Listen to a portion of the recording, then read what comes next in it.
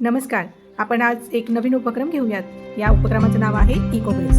Ecobricks म्हणजे आपल्या आजूबाजूला जो प्लास्टिकचा कचरा आहे ना, त्याचं या प्लास्टिकचं कचरा व्यवस्थापन करण्यासाठी एक नाविन्यपूर्ण आणि पर्यावरणास अनुकूल असा उपाय. या उपक्रमात न वापरता येणाऱ्या प्लास्टिकचा पुनर्वापर करून त्याला आपण टिकाऊ आणि उपयुक्त बनवूया. चला तर मग आता या इकोब्रिक्स बनवण्यासाठी आपल्याला काय काय लागणार आहे, तर प्लास्टिकच्या बॉटल्स आणि प्लास्टिकच्या पिशव्या, ज्यामध्ये प्लास्टिकचे वेपर्सचे पॅकेट येऊ शकतात, बिस्किटांचे रॅपर येऊ शकतात, प्लास्टिक पिशव्या येऊ शकतात किंवा इतर तत्सम अविघटनशील वस्तू ज्या आपण बाटलीत भरून त्या घट्ट दाबल्या की ते विटेप्रमाणे कडक व्हायला पाहिजे, म्हणजे त्या बॉटलचा आवाज यायला नको. तर आपल्या पैकीच काही विद्यार्थ्यांनी मिळून, म्हणजे आपण सर्वांनी मिळूनच या इकोब्रिक्स बनवूया.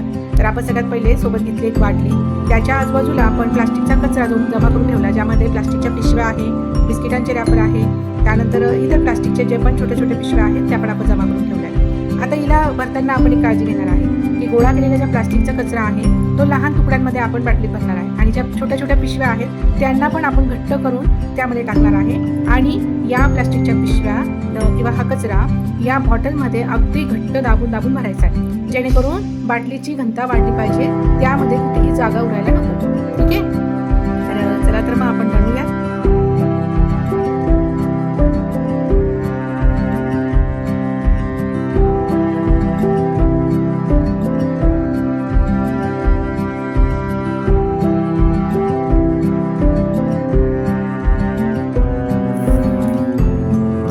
आपण वर्गामध्ये जशी ती इकोब्रिक्स बनवली तशी आता आपल्या ग्राउंडवर जाऊन तिथे चेक करूयात की आपल्या ग्राउंडवर किती प्लास्टिकच्या पिशव्या पडलेल्या आहेत. या सगळ्या जमा करून आपण या बॉटलमध्ये भरायच्या आहे आणि आता आपण 4 गटांमध्ये या इकोब्रिक्स तयार करत आहोत.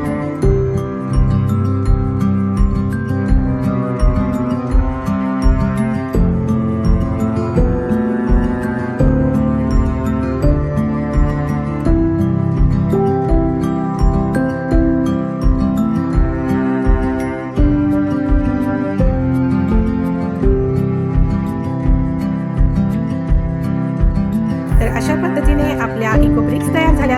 आता आपण अशा अनेक इकोब्रिक्स तयार करू आणि याचा उपयोग करू.